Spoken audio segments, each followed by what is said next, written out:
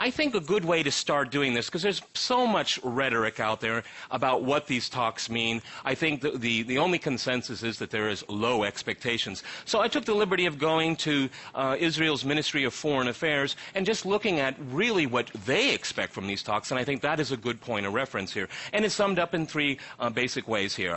The principles are security, recognition of Israel as a nation-state of the Jewish people, and a complete end of the conflict. But before that, they talk about the importance of having the talks without preconditions. Norman Finkelstein in New York, was that a good idea? Because isn't that just a recipe for failure? Because essentially what a lot of people will say, that gives Israel veto power. You know, Abbas is just walking into a trap. Well, there obviously are preconditions for any negotiations, and the preconditions are international law. You can't achieve a peace out of thin air. You have to have a framework, a basis. And the obvious basis or framework for trying to achieve a settlement between Israel and the Palestinians is international law. And as it happens, on all of what are called the final status issues bearing on the Israel-Palestine conflict, namely Jerusalem, the settlements, refugees, and borders, it happens that the international law is crystal clear. There's no controversy whatsoever. And so far from having negotiations without but Norman, then what's the conflict? The best way to resolve the conflict is simply to implement. So you're saying implement international law? The conflict is perfectly clear. All you have to do. Well, the conflict is the entire international community has embraced these common principles for resolving the conflict, and Israel, backed by the United States, reject international law. All righty. I was just going to go to one of the principles that Israel is pushing for as bedrock in these negotiations, and it's the recognition of Israel as a nation-state of the Jewish people. Norman, does any country in the world recognize Israel as a nation-state of the Jewish people? And if not, why are the Palestinians the only ones that have to do this? Well, it's not only that there is no country in the world that recognizes Israel as the nation-state for the Jewish people. There's no precedent in international law. There's no precedent in any United Nations Security Council or General Assembly resolutions. There's no precedent anywhere for such a demand. The purpose of the demand is perfectly obvious. The purpose of the demand is to make sure that the talks fail. But if we were to look at the legitimacy of the demand, let's take the obvious case.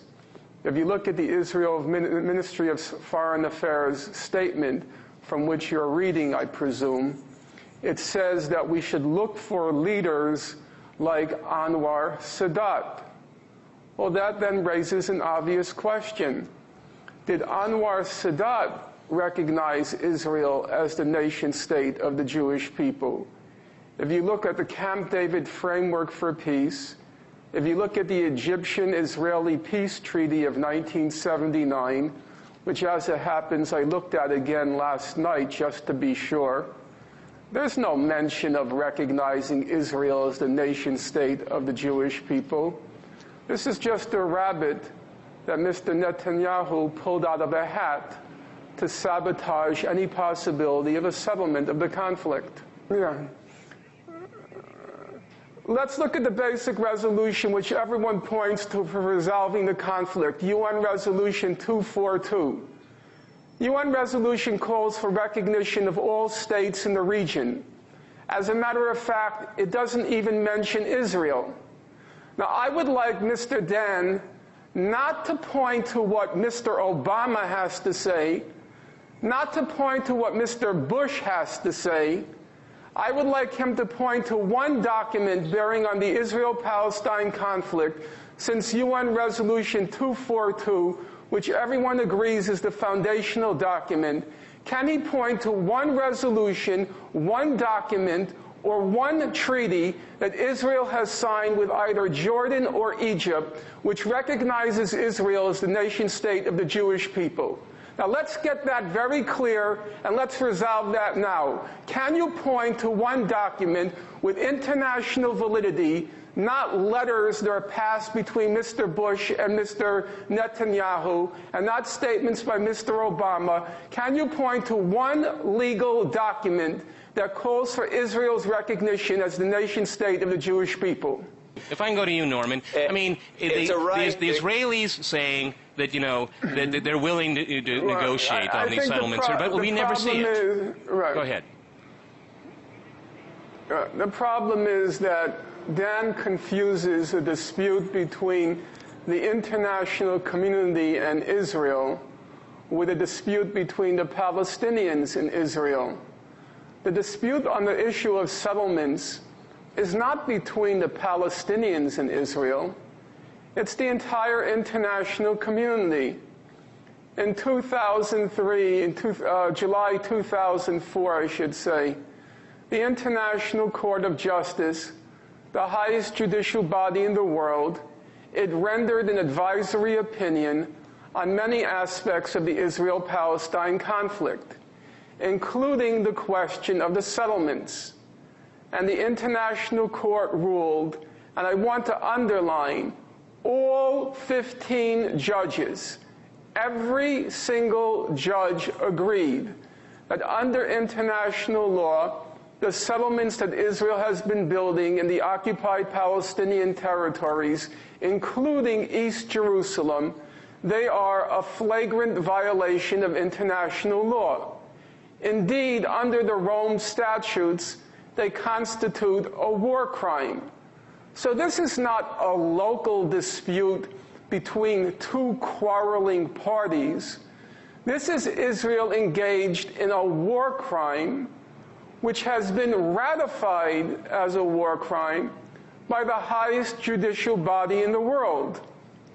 And now Israel comes along and it says, well, you Peter, see, I'm going to jump in here. both sides Norman's are going to finish his engaged point. in war crimes. All right, look, Dan, go ahead. Now Israel says both sides are breaking the law because Palestinians are building homes in their homeland. Now that's an unusual principle. According to this principle, if your neighbor is not allowed to barge into your house and sleep there, then you shouldn't be allowed to sleep in your house. All right, now Dan... If Palestinians cannot build homes in their homeland, where should they build them? On the moon? Okay, go ahead, Norman, go ahead. Dan, you're not on the money today. You're not on principle today. You're floating in thin air today. I don't know where you're coming up with your so-called facts. You obviously haven't a clue what the International Court of Justice decided in July 2004. Because as a matter of fact, the American judge, Thomas Bergenthal, he delivered what he called a declaration. And in his declaration, he explicitly stated that he agreed with the majority that there can be no question but that under Article 49 of the Fourth Geneva Convention, the Israeli settlements in the occupied Palestinian territories are illegal. Now, your quarrel is not with me, Dan. Your quarrel is with all 15 judges sitting on the highest judicial body in the world. Your quarrel is with Rosalind Higgins, the British judge who also happens to be of Jewish birth. She was with the majority. Your quarrel is with Thomas Bergenthal, a Holocaust survivor, Jewish, the American representative. Your quarrel is with the International Committee of the Red Cross, which has also said they are the guardians of the Geneva Conventions. They've said the settlements are illegal. Right. Your quarrel is with Amnesty International. All right, gentlemen, Your quarrel is with Human Rights Watch. Gentlemen, Your I'd like to... quarrel is with the whole United Nations General Assembly. Norman, I'd like